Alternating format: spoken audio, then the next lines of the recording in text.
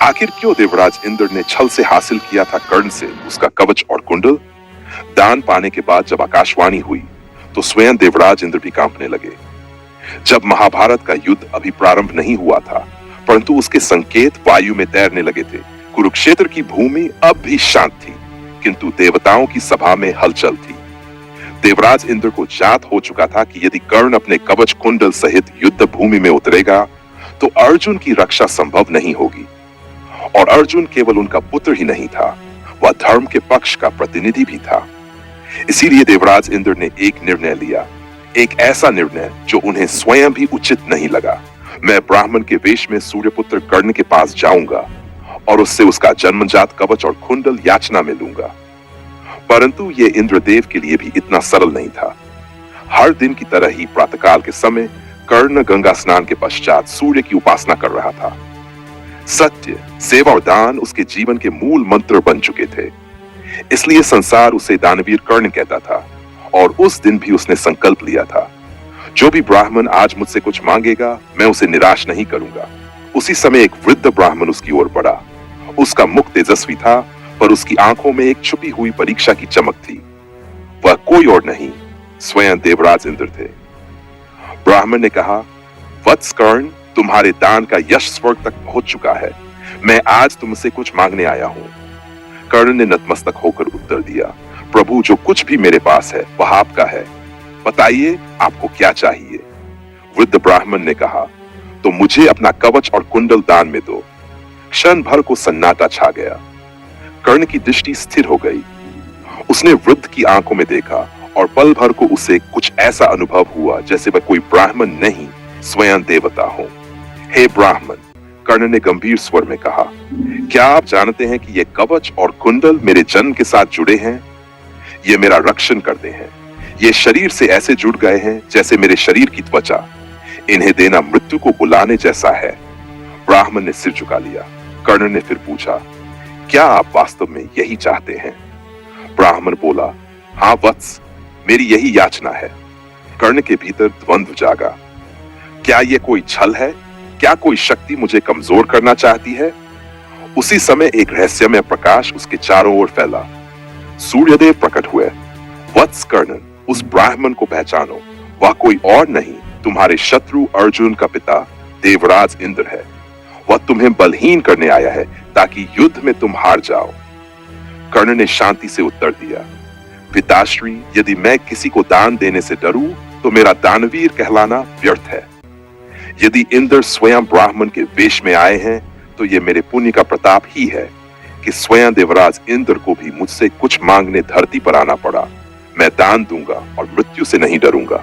इसके बाद कर्ण ने स्वयं अपने कवच और कुंडल को शरीर से अलग किया। रक्त बहा, किंतु चेहरा शांत था।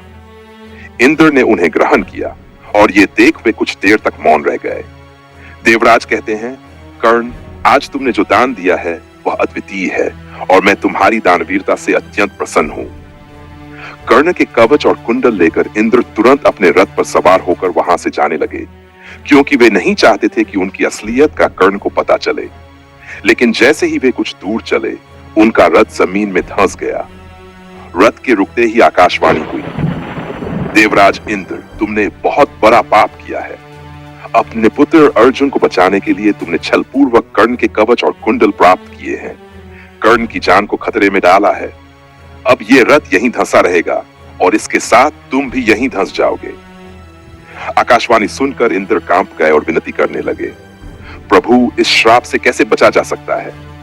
तब फिर आकाशवाणी हुई, अब तुम्हें दान दी गई वस्तु के बदले में बराबरी की कोई वस्तु देनी होगी। इंद्र ने इस बात को स्वीकार कर लिया।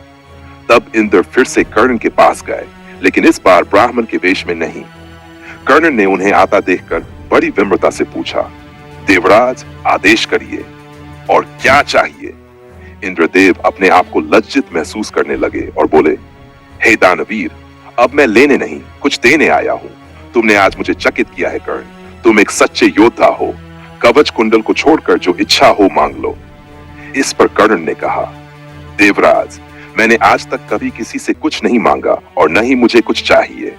कर्ण सिर्फ दान देना जानता है, लेना नहीं। तब इंद्र ने अपनी व्यथा कर्ण को बताई और कर्ण से कुछ भी मांगने का आग्रह किया, लेकिन कर्ण ने फिर वही उत्तर दिया। आखिरकार इंद्र को कर्ण के आगे लाचार होना पड़ा। इंद्र ने कहा, मैं बिना कुछ दिए तो वापस नहीं जा सकता, इसलिए मैं तुम्हें शक्ति नामक दिव्य अस्त्र देता हूं, जो एक बार प्रयोग में लेने के बाद लौटता नहीं है और जिसे कोई रोक नहीं सकता। इसे जिसके ऊपर भी चला दोगे वह बच नहीं पाएगा, भले ही साक्षात काल के ऊपर ही क्यों न चलाओ, लेकिन इसका प्रयोग केवल एक बार ही कर पाओगे। इतना कहकर इंद्रदेव वहां से चले आए। कर्ण ने इंद्र की दी हुई शक्ति को प्रणाम किया और उसे रख लिया।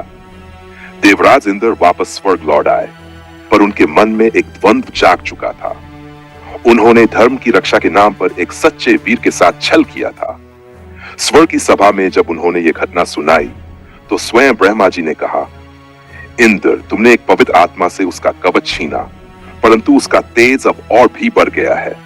उसका यश सदा चिरंजीवी रहेगा और तुम्हारा यह कर्म स्मृति में रहकर लोगों को यह सिखाएगा कि सच्चा बल बाह्य कवच में नहीं बल्कि अंतःकरण की शक्ति में होता है।